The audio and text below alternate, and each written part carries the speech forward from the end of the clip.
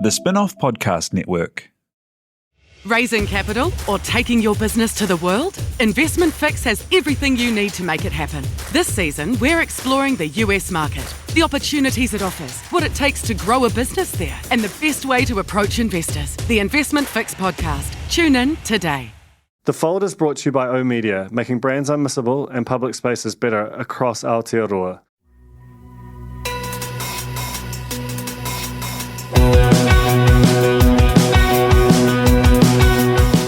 Nau mai, hoki mai, kia The Fold, e mihi nei ko Ngangri tōku ingoa. My guest today is Dan Buckingham, who is the CEO at Attitude Pictures and the chair of the Attitude Trust. He is basically an icon of the disabilities sector, particularly as it pertains to media. Started with Attitude as a researcher and reporter and has worked his way up and worked in basically every attitude of the business. He also has a sort of strong relationships out into the sector. He's an executive of Sparta, the screen production and development agency. And, you know, I think he basically is a very powerful and articulate member of the disabled community, and particularly as it relates to the media. So what we talked about today is the Attitude Awards, which are on December 18th, I think screening on December 18th, obviously not IRL this year, sadly, but also about making Attitude, which is now, I think, 13 years in as a docu-series that runs 30 weeks plus a year on TVNZ, and has a real, you know, it's a very, very powerful look into the lives, achievements, struggles of the disabled community. But it does it in a way, and Dan speaks to this, about encouraging people who aren't disabled in some respects to see disabled people differently, and for disabled people to see their lives truly reflected on screen. So we talk about that and about the challenges of representation for disabled people more broadly. There was a very powerful speech made recently at Edinburgh in the UK which called disability the forgotten diversity, and Dan speaks to that and talks about the extent to which that's true here, which it is, but that it's potentially not as true here as that it is in the UK where that speech was made. He also talks about, and this is something I think is super exciting, is that Attitude has a new production coming next year, which is in prime time. The Attitude normally screens Sunday mornings and has a correspondingly somewhat limited audience there, though has a much larger one online in many respects. But Down for Love is a show about, it's a kind of a quasi-reality TV part, or not reality TV, perhaps more of an observational docu-series, if you'll get into the weeds of the description. But it's airing at 8:30 p.m. on TVNZ2, and it is made by Attitude. So it comes from the sector, and it has a deep involvement and engagement with the Down syndrome community. So that feels like it has the potential to be quite a landmark series for us coming in May 2022. In general, Dan is just a very inspiring and just very, very smart and considered commentator on this area. It was a real pleasure to have him on the show, and I hope you enjoy it. Just before we get into it, I want to thank Vodafone for their continued support of The Fold. The spin-off is right now. This is being recorded through Vodafone's world-class network technology. We absolutely would fall apart without it. So I suggest you go to vodafone.co.nz and look into that. This is Dan Buckingham, CEO of Attitude Pictures, on The Fold. Tēnā koe, Dan, and welcome to The Fold.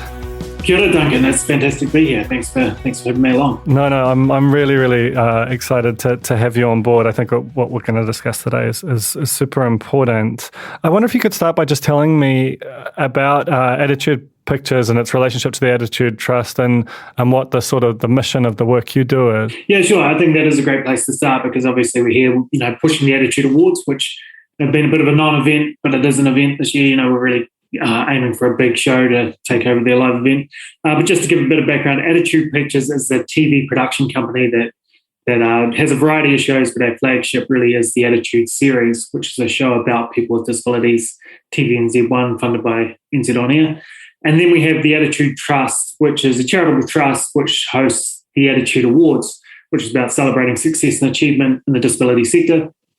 And then the two come together with broadcasting the event. And it's one of those scenarios where it's two entities are greater than the sum of their parts, where we have an event that's hosted and a broadcast that feeds on it. And we have this what has become a very massive event in the disability sector. And I think, to dive into it a bit for a few reasons, I think it is really a great success. A couple of things that we've always tried to do along the way. One is, with disability, many things fall into an add-on or a nice to have. And the example I always use is going to a bar. It may be accessible, but you've got to go through the back and pass the wheelie bins through the kitchen to get in there. It's a bit of an afterthought how people with disabilities going to access this environment. The Attitude Awards is about everyone comes in the front door. It's grand. It's front and centre. It's all the red carpet, black tie trimmings, televised event. But we don't just pitch it to the disability sector. It's about getting the corporate crowd in, turning heads to the possibility of disability. So that is the Attitude Awards, the Attitude Trust, the Attitude Pictures. We have branding issues, too many attitudes in there. Too much attitude. That sort of makes sense. No, it totally does. I mean, so since you've been involved with Attitude in all its guises, have you sensed a change in the way that that the corporate sector or all of the other different kind of sectors that you interact with perceives of and engages with the disabled community? Totally. I think I'm a big fan and big believer in social change is iterative and takes time. And we are seeing that in the 20 or so years I've had a disability and since I've been working with Attitude Pictures since 2008. And we see that with the media very much. We're moving to a new age of, representation, authenticity. And with Attitude Pictures, we've come along that journey. I think we're almost like a microcosm of how that journey's unfolded. When Rob and Scott Vincent got the contract in 2005, it was very much contestable funding, and I was on the periphery and I heard about it. And I remember hearing there was a lot of backlash from people within the sector, not knowing Robin had a connection to disability through her son that she didn't really shout about. But there was people saying, and I still hear it to this day, that Attitude should be hard hitting and coming in with what the issues of the day are. And I was like, yeah, that would be fantastic for the 7 or 8 people who watched it, who are already, the choir that we're preaching to. What Attitude is about is telling good stories about people with disabilities that people will be intrigued by and in a space where they find to be curious about disability. And over that journey, they get to know a bit that when they come to meet someone in real life, they have a starting point to start with. So that's what we've done over so many years, and NZ On Air has given us the ability to tell a lot of stories to help change perceptions over a long period of time.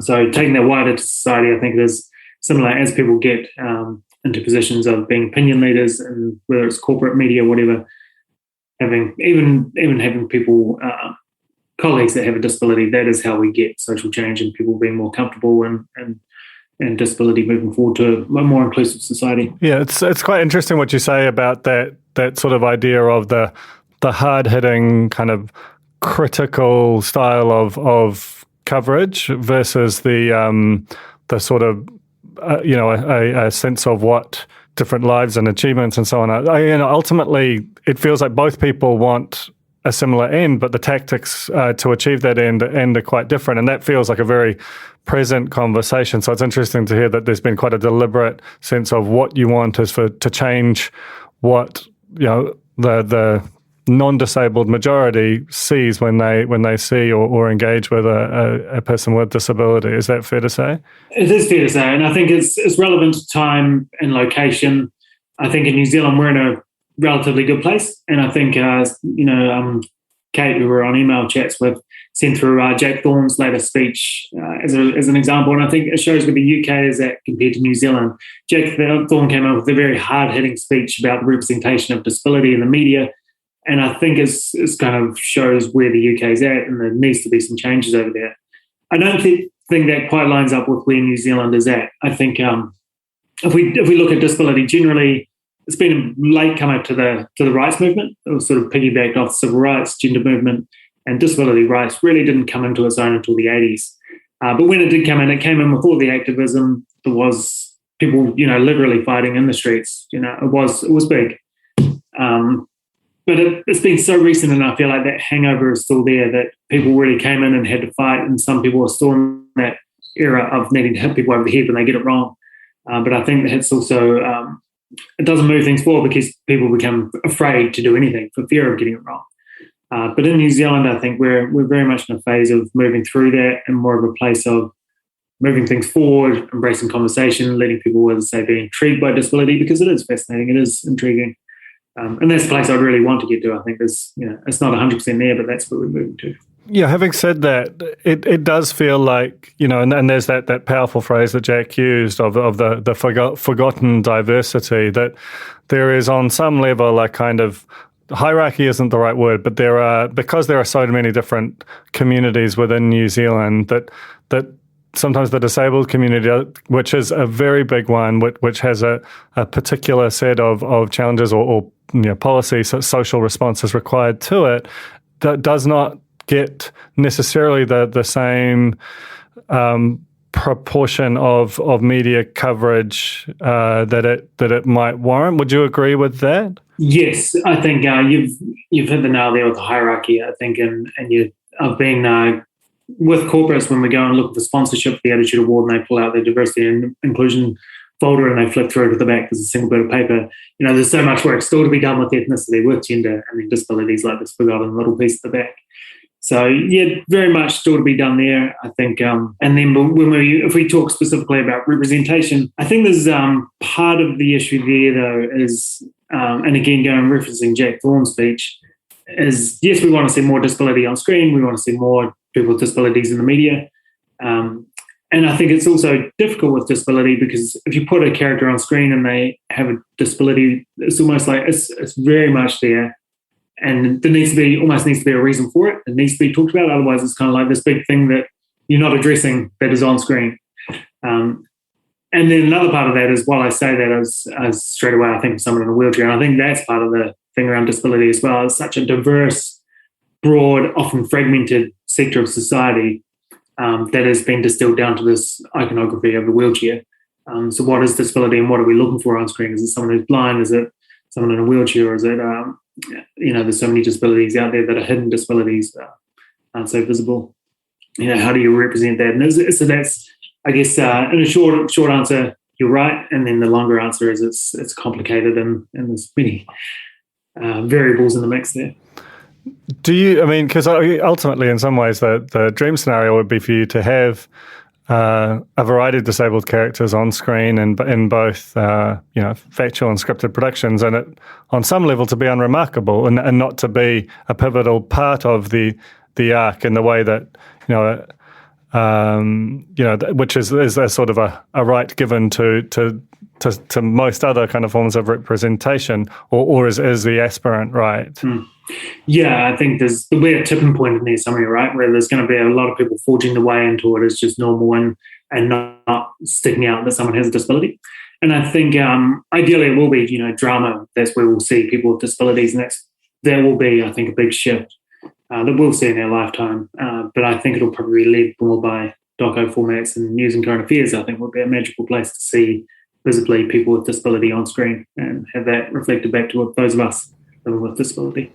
So let's talk then about the show Attitude, which it's in the time slot it's in is in a kind of a traditional sort of, and it sits alongside Q&A. It's in that ad-free slot, that ad-free sort of segment of a Sunday morning, and yet which has historically been seen as a sort of a place for lower ratings, and yet the response to your work online, even in a global context, is pretty huge. And it feels like even from TVNZ's perspective, notwithstanding the slot, the importance of Attitude and what it brings has risen in recent years, and Down for Love, which we'll talk about shortly, I think is that feels like it has the potential to be a bit of a milestone. Do you want to talk about your relationship with TVNZ and I guess through them to New Zealand On Air? Yes, very great topics to cover. A lot of love for both TVNZ and NZ On Air.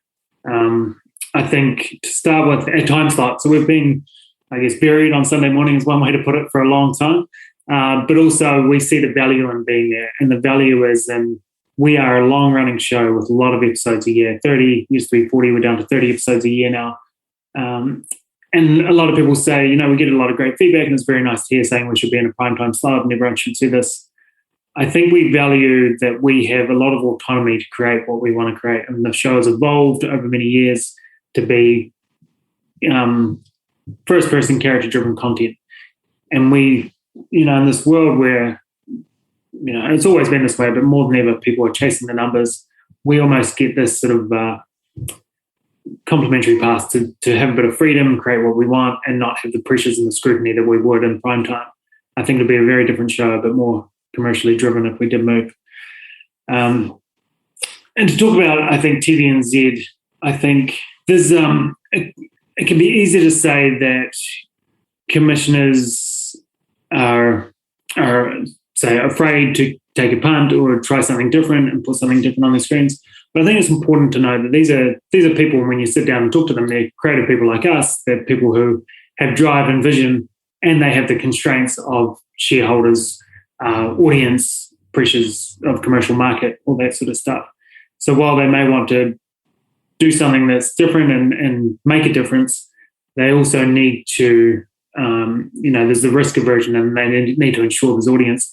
And the watershed moment for me was being in the AIDC a few years ago, and I was listening to an exec who was very upfront and very forthcoming with a Q&A session. I believe he was with Network 10, and he was talking about Bondi Vets, and he was saying, there's no one from Bondi and Bondi Vets anymore. The show's not in Bondi. But they still call it that because people look at a schedule and they want to know what they're watching. They want to feel comfortable. And I think this is getting to the point of all this sort of preamble is where we're going to see a big shift now is that's not the same for digital. Linear, there are so many constraints. It is still very much the big leader in terms of commercial revenue, and commissioners are constrained and they're doing what they can, but they also have to bend to all these other pressures. If you look at our digital audience, we've got one of our videos over 3 million, 4 over 2 million. There's the long tail of digital there, and there's audiences seeking out that content. It's a very different way of viewing. People are drawn in, they sit with it, they engage more. So I think as with the proliferation of streamers that's already here, that is where we're going to see people take more punts on different content, because you have to stand out. You have to put your hand up in a very crowded room.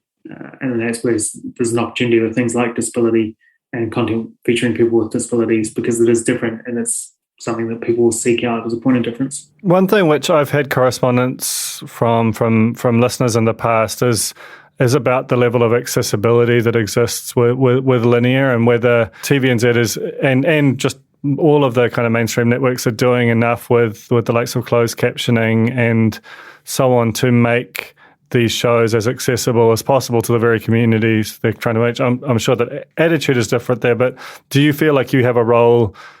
I mean, A, what's the sort of state of that for the communities that you speak to, and B, do you feel have like you as attitude have a role to play in sort of advocating for a greater level of accessibility for that kind of work?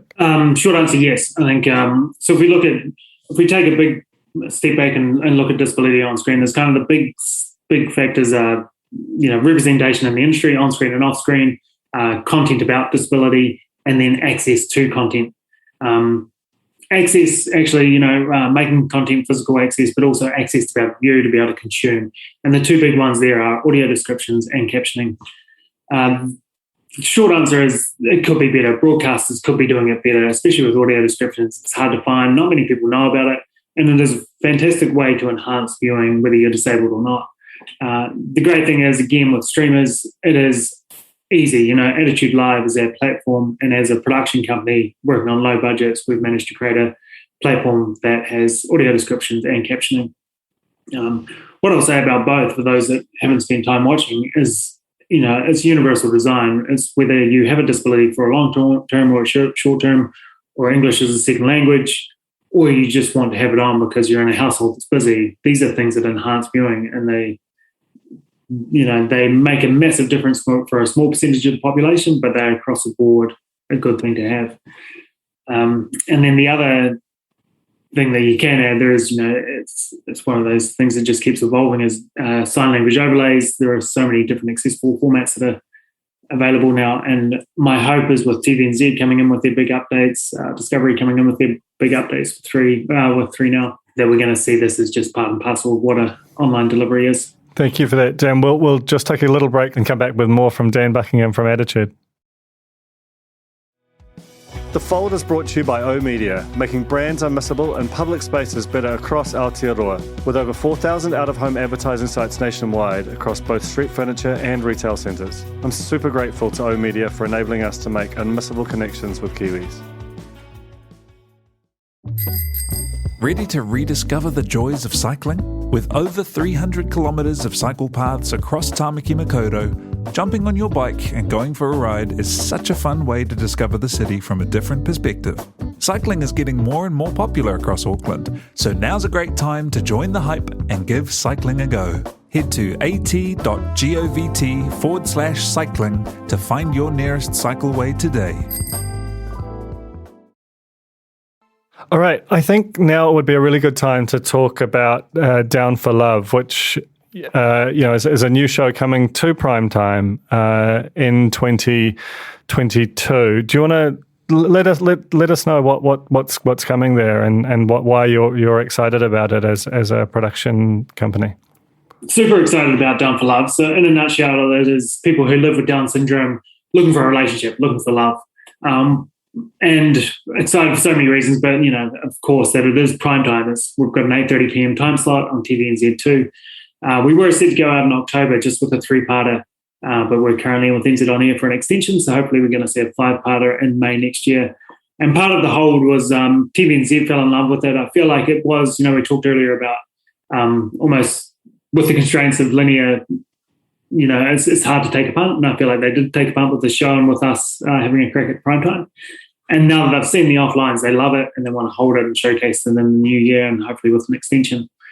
So that's all fantastic as a media producer, but I think as a person with disability, what I love about it is we are showing people with Down syndrome, a variety of people, to show that, for those who aren't associated or have a connection with anyone who lives with Down syndrome, it may be just a sort of homogenous group of people that they have whatever expectation, low or high, about them. This shows a broad range of people, and that they are like all of us, battling this, navigating this way through life, trying to find a relationship. I think it's brilliant because we took a lot of the learnings we've, had over 15 whatever years with Attitude, around making sure that people with disabilities are leading the way. This is very much, in a sense, a show nothing about us without us. It is authenticity. It's people with disabilities leading the story. So these people who live with Down syndrome, some of them are already in relationships, others are having a partner for the first time and navigating that. It is very much led by those people and letting them tell their own stories. And we also partner with the New Zealand Down Syndrome Association.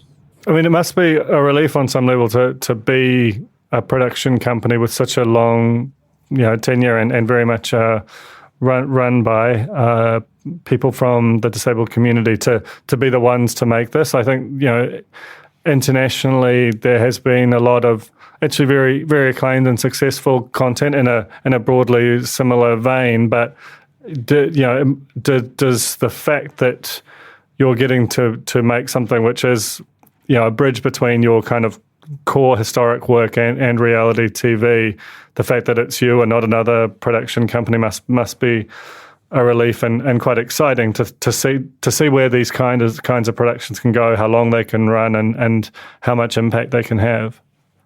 Yeah, I think with Attitude, it's very much it's phenomenal how long we've been able to keep going with that series, and part of it is we keep evolving the show, we keep keeping it fresh, and we keep delivering as well with our digital offering, Attitude Awards, all those sort of things that go down well politically. But for Down for Love, it is a really good feeling, and it is because we have very much led with disability. And I think, there's many underrepresented audiences, but disability is one that just feels like it feels wrong when it's not people with disability leading it and being part of it. And I think it's probably because of that historical context where for so long people with disabilities have been talked about or for and not being able to lead. And we see that in the political environment with the new Ministry of Disabled People coming to the fore that's going to be in place next year. That is a long build up to get to that, where, again, people with disabilities have been part of the health system or part of the Ministry of Social Development, put in this medicalised model. To pull out of that, to see us as people who are autonomous, leading our own way, forging our own path, that is what we need to see. I think that is one of those points where I get to where I love working with people moving forward, but it's just the buck stops when there is content that is not created without that authenticity behind it. Let's talk about the Ministry for Disabled Peoples. How much sort of visibility over that arising did you have, and how would you characterise the community's kind of hopes for how that might take some of the issues which you have been foregrounding and the opportunities you've been foregrounding through Attitude for many years now and make them more sort of palpable throughout all of government and through that society?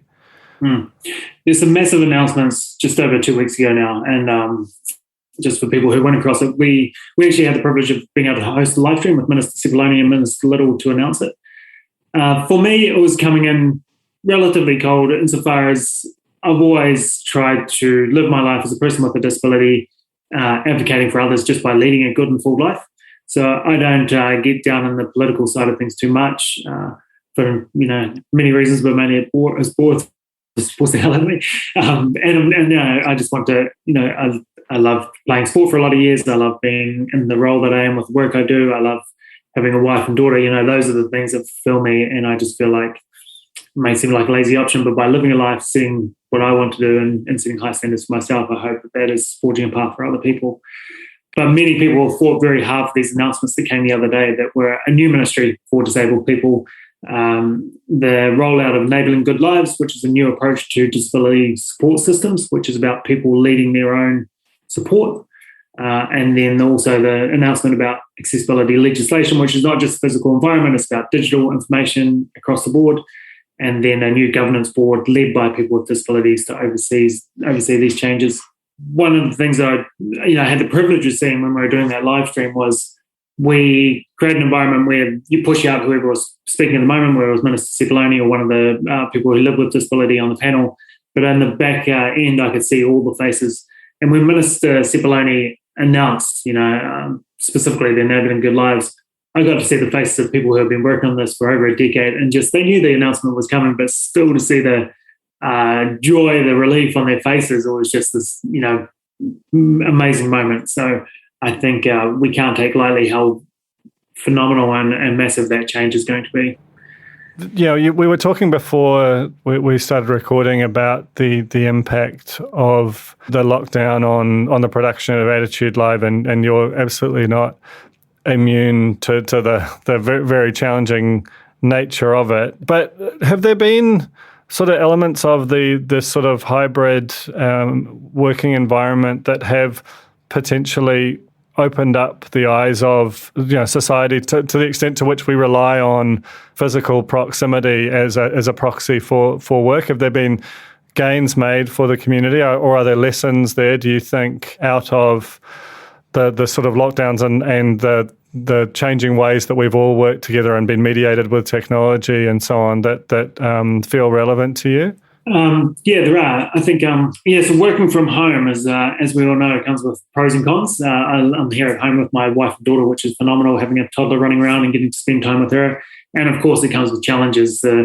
As with all working environments, the overlay of comms is significant with the amount of Zoom calls we all seem to be on these days and phone calls. After the first lockdown, I really felt like I was looking forward to getting back to the office just because of the amount of information that is shared when you're in a shared collaborative environment. And I felt like we can move things forward so quickly.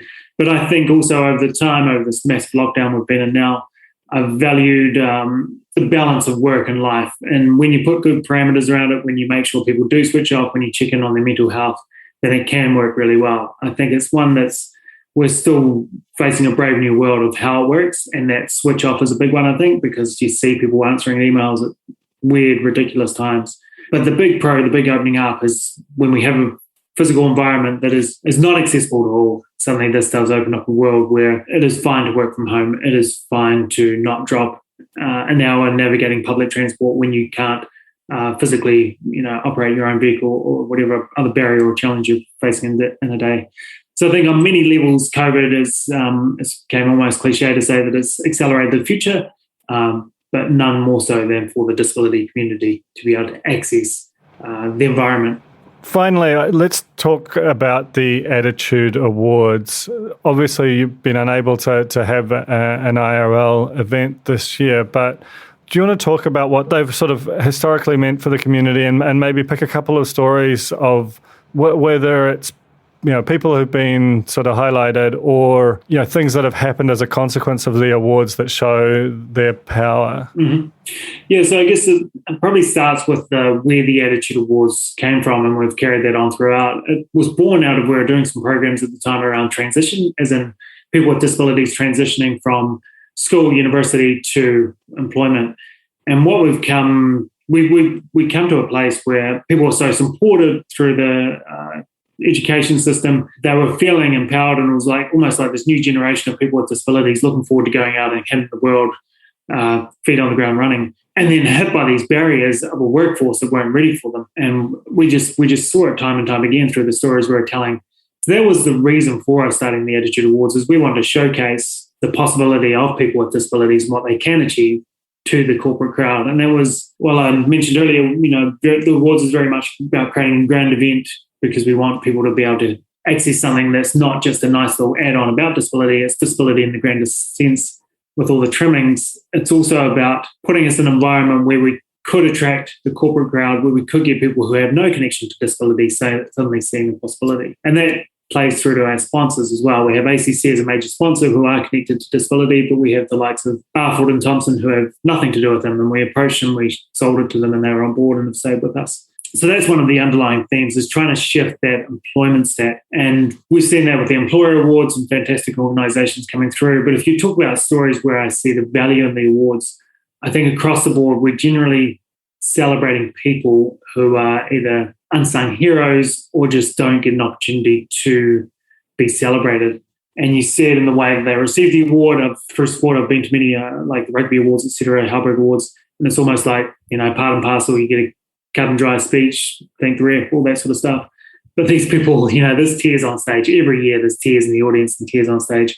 One story that sticks out for me is a prime example of what the Attitude Awards are about was Deborah Lampshire, who grew up with mental health issues, schizophrenia, specifically bipolar.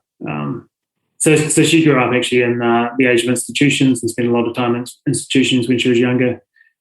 Through her work in the mental health sector, we celebrated her in 2017, I believe it was, and she went on to become the Supreme winner, gave a fantastic speech for her category, and when she got up to the Supreme category, she's like, I've used all my best words, I've got nothing else, but I will say I've been called many things in my life, but never a winner.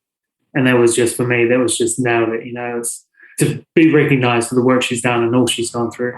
That's gorgeous. Well, I'm sorry that you can't have the IRL this year, but they sound like, something that in any context is going to be incredibly powerful, as is all the work you do. So thank you so much for coming on The Fold today and telling your stories, Dan. Thank you. Big recent fan of The Fold, but loving it and very much love your critique and take on the media. It's fantastic. Thank you. That was The Fold, brought to you by our partners at oOh!media, making brands unmissable and public spaces better across Aotearoa. Huge thanks to oOh!media for sponsoring this episode of The Fold and enabling us to make unmissable connections with Kiwis.